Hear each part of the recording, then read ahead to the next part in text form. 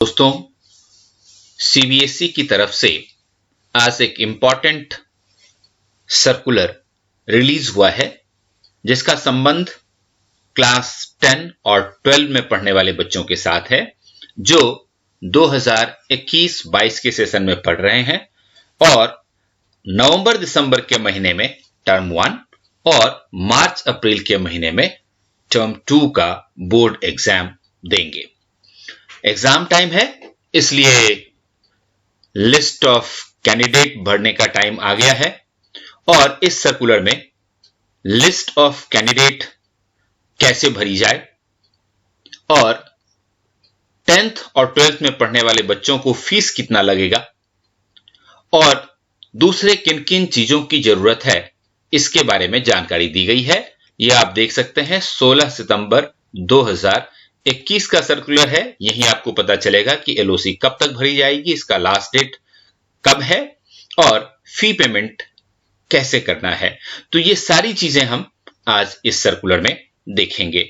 सबसे इंपॉर्टेंट बात तो ये देख लीजिए कि यहां ये कहा गया है कि activity of collection of data of eligible candidate through LOC is being made available from 17 सितंबर 2021, यानी कि कल से 17 सितंबर 2021 से आप फॉर्म भरना शुरू कर सकते हैं क्लास 10वीं और 12वीं के बच्चों का।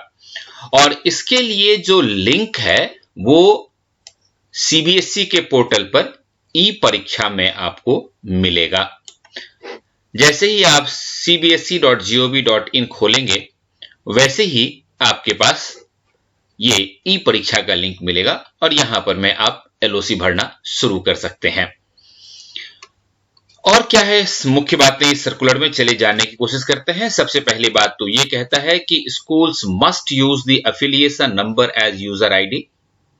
यूजर आईडी आपके स्कूल का एफिलिएशन नंबर है जो आपको सीबीएसई से मिलता है और पासवर्ड वो जो आप हमेशा यूज करते आए हैं। इस बार एक खास बात यह कही गई है कि सिर्फ ऑनलाइन सबमिशन होगा एलओसी का और एलओसी भरने के लिए यह जरूरी होगा कि सभी स्कूल सबसे पहले अपना ओएसिस डाटा और एचपीई डाटा इस ओएसिस और एचपीई पोर्टल पर अपडेट कर लें। इसके बाद आप एलओसी भरने के लिए आगे बढ़ें, क्योंकि यह कहता है कि the information on oasis should be filled very carefully as schools will not be allowed to change the declared section or strength of students after submission। आपके स्कूल का जो स्ट्रेंथ आपने ओएसिस डाटा में डाला है उसको आप एलओसी भरते समय चेंज नहीं कर सकते, क्योंकि ये डाटा ओएसिस पोर्टल से पिक करता है और मैच करता है। इसलिए पहले ओएसिस और फिर एचपीई पोर्टल पर अच्छी तरह से अपनी जानकारी भर दें। और 7वां पॉइंट कहता है कि school will be able to finalise LOC data only when they have first submitted data on HPE portal. जब तक HPE पोर्टल पे आप डेटा नहीं डालेंगे तब तक आपका एलओसी डाटा फाइनल नहीं होगा। और ये जो HPE पोर्टल है ये सीबीएसई के वेबसाइट पर अवेलेबल है। जैसे ही आप HPE पोर्टल पे अपने सारे डेटा फाइनलाइज करके अपलोड कर देंगे तब एक confirmation number will be generated. एक कंफर्मेशन नंबर आएगा आपके पास, उसको संभाल के रखिए, क्योंकि फ्यूचर रेफरेंस के लिए आपको ये कंफर्मेशन नंबर जो आपने एचपीई पोर्टल पे डाटा अपलोड करने के बाद प्राप्त किया है उसकी जरूरत आपको पड़ सकती है। तो ये जो सारा इंफॉर्मेशन है ये स्कूल के शिक्षकों के लिए है जो या तो क्लास टीचर्स हैं, सब्जेक्ट टीचर्स हैं या फिर आप एग्जामिनेशन इंचार्जेस हैं। और इसके बाद वाला जो पोर्शन है उसमें बच्चों के बारे में भी इंपॉर्टेंट जानकारी दी गई है, इसलिए बड़े ध्यान से और धैर्य के साथ इस पूरे सर्कुलर को समझने की कोशिश करिएगा। 8वां पॉइंट कहता है कि schools who had not uploaded the photographs and signature of the students in class 9 and 11 registration shall have to upload the same before final submission of LOC। कई बार क्या होता है कि बच्चे अपने फोटोग्राफ नहीं देते या एब्सेंट होने के कारण सिग्नेचर नहीं कर पाते, और चूंकि क्लास 10 का एलओसी का जो बेसिक डाटा है वो क्लास 9 और 11 के रजिस्ट्रेशन से उठाया जाता है। इसीलिए यदि किसी बच्चे का अभी तक फोटो अपलोड नहीं हो पाया है या उसका सिग्नेचर नहीं हो पाया है तो वो जरूर करवा लें, उसके बाद ही एलओसी का डेटा आपका फाइनल हो पाएगा। और पॉइंट नंबर 9 कहता है कि आपके पास जो आपके बच्चे ट्रांसफर हो गए हैं या स्कूल छोड़ गए हैं तो उनके लिए उन बच्चों को डिलीट करने का भी ऑप्शन है। और यदि किसी कारणवश आपके पास बच्चा एडमिट हुआ है 10वीं या 12वीं में तो फिर उसको डायरेक्ट एडमिशन के अंतर्गत आप उसका एलओसी भर सकते हैं। लेकिन इंपॉर्टेंट बात यह है कि इसके लिए only after obtaining the approval from concern regional office. Direct admission जो आपके यहां हुआ है बच्चों का 10th में 12th में और रजिस्ट्रेशन उसका आपके यहां पहले नहीं हुआ था तो आपको अपने रीजनल ऑफिस से परमिशन लेनी होगी, तभी आप ये काम कर पाएंगे। पॉइंट नंबर 10 कहता है कि school shall have to complete the registration process only online. Facility of data filing in downloaded Excel file is not available in LOC submission module। ये बहुत इंपॉर्टेंट है दोस्तों, क्योंकि पिछली बार तक हम ये करते थे कि एक्सेल फाइल डाउनलोड कर लेते थे, उसको हम फिल कर लेते थे, उसके बाद अपलोड कर देते थे। लेकिन इस बार कह रहा है कि ये सुविधा आपको उपलब्ध नहीं होगी, पूरा रजिस्ट्रेशन प्रोसेस आपको ऑनलाइन ही कंप्लीट करना होगा। इसलिए हमें ज्यादा केयरफुल रहने की जरूरत है। और साथ ही ये भी कि पॉइंट नंबर 17 देखिए, ये कहता है कि in accordance with the scheme of studies board has prescribed list of valid or invalid combination of subjects. School should check the combination of subject before filing the subjects in the LOC. कौन सा subject valid है, कौन सा subject combination invalid है, ये भी आपको annexure 2 में क्लास 10वीं के लिए, एनेक्सर 3 में क्लास 12वीं के लिए मिल जाएगा। तो ये जरूर मिला लें, कहीं ऐसा ना हो कि आप ऐसा सब्जेक्ट भर दें जिसको सीबीएसई वैलिड नहीं मानती, तो ऐसे कंडीशन में आपको बाद में नुकसान उठाना पड़ सकता है, खास करके बच्चों को अगर गलती से इनवैलिड कॉम्बिनेशन ऑफ सब्जेक्ट्स उनके नाम के आगे चला गया। सबसे पहले आप क्लास 10वीं के लिए नेक्सर 2 और क्लास 12वीं के लिए नेक्सर 3 देख लें और वैलिड कॉम्बिनेशन आप भर रहे हैं ये जरूर इंश्योर कर लें। एक इंपॉर्टेंट बात कही गई है, सभी एग्जामिनेशन इंचार्ज और क्लास टीचर्स जरूर इसके ऊपर ध्यान दें कि in earlier years schools were required to send the signed copy of finalised data of LOC of class 10 and 12 to concerned regional office. From 2021 onwards, this practice has been done away with. पिछले वर्ष कहने से मेरा मतलब 2019 तक है, जब LOC भरे जाने के बाद हार्ड कॉपी हमें भेजनी पड़ती थी सीबीएसई में। अब स्कूलों को इस बार से कोई भी हार्ड कॉपी में LOC सीबीएसई को भेजने की जरूरत नहीं है। सिर्फ ऑनलाइन डेटा जो भरा जाएगा वही फाइनल माना जाएगा। इस वजह से हमें बहुत ज्यादा सावधान रहने की जरूरत है, क्योंकि अगर कोई गलती हुई तो बाद में उसको ठीक करने का हमारे पास कोई भी उपाय नहीं होगा। क्योंकि इन्होंने यहां कहा है कि now LOC will be uploaded on the system provided with the e signature linked with Aadhaar of the principal. हर विद्यालय के प्रिंसिपल या HOS का एक ई सिग्नेचर होगा और उनके ई सिग्नेचर से ये डाटा अपलोड होगा। और no updation of data will be permitted by the CBSE. बाद में आपको डाटा अगर चेंज करना चाहते हैं तो उसकी सुविधा आपके पास नहीं होगी। और पॉइंट नंबर 21 बहुत इंपॉर्टेंट है, इसलिए उन्होंने पहले से ही इसको रेड किया हुआ है। देखिए कि no window for correction in the uploaded data will be made available from this year. यानी कि पहले एक बार वो बाद में खोल भी देते थे कि चलो भाई कोई करेक्शन अगर आपको करना है तो कर लो।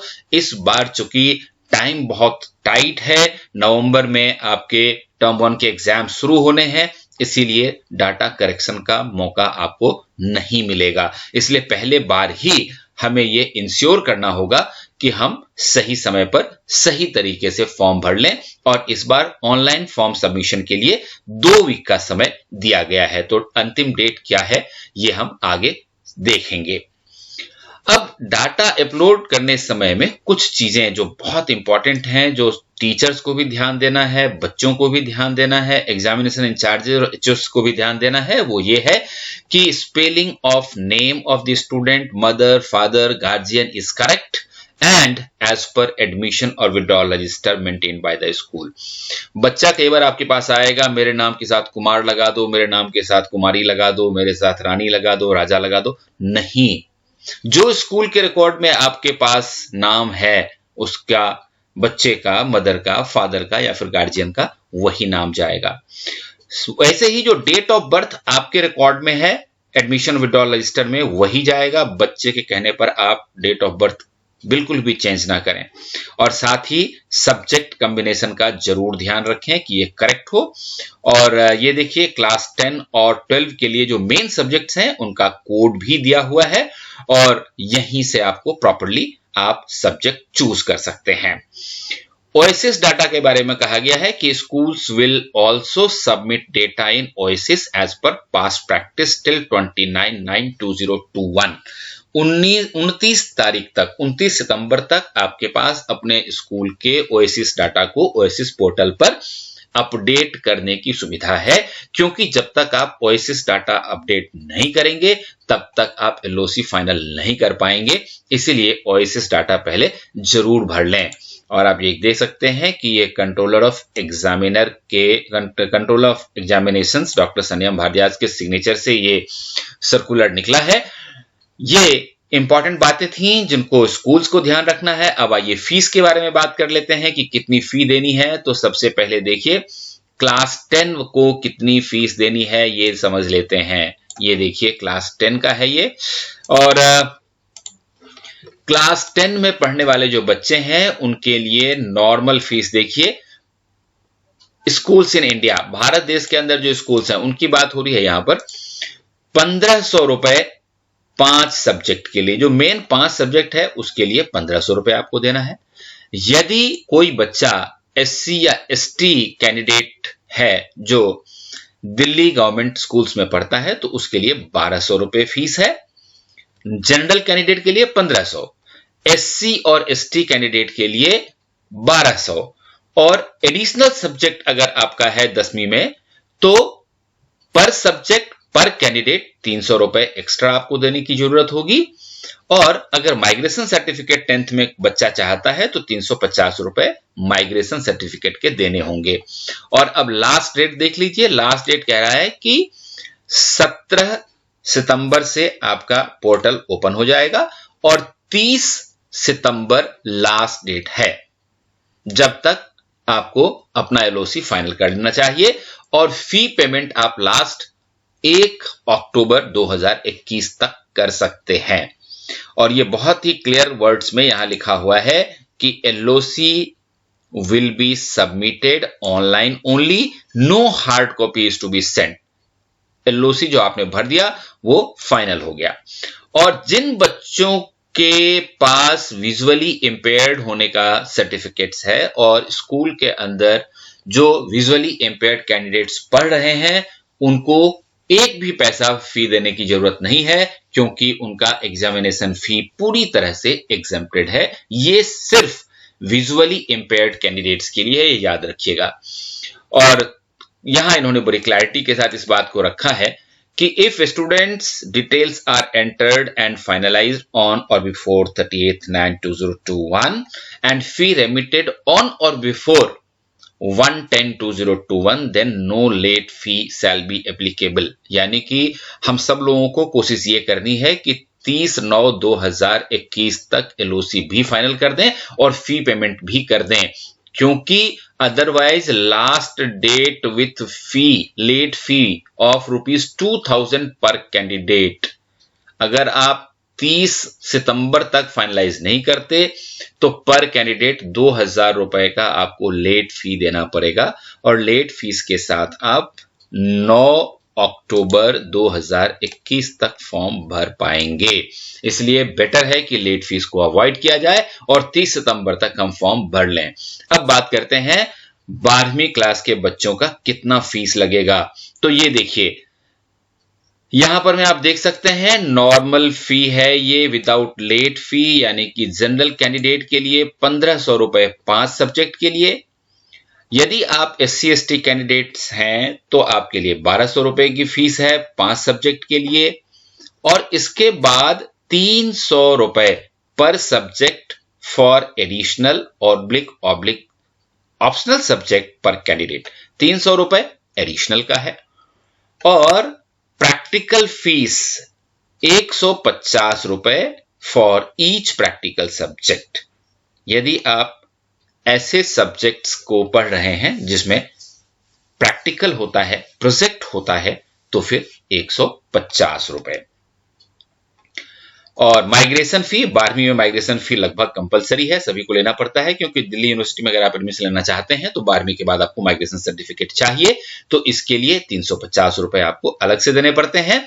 और 12वीं में भी विजुअली इंपेयर्ड जो कैंडिडेट्स होते हैं उनको कोई फीस देने की जरूरत नहीं है। लास्ट डेट 30 सितंबर ही है, इसलिए हमें जल्दी करने की जरूरत है। तो दोस्तों, ये सर्कुलर आपने समझ लिया, अब जल्दी से फॉर्म भरना शुरू कर लीजिए। All the best.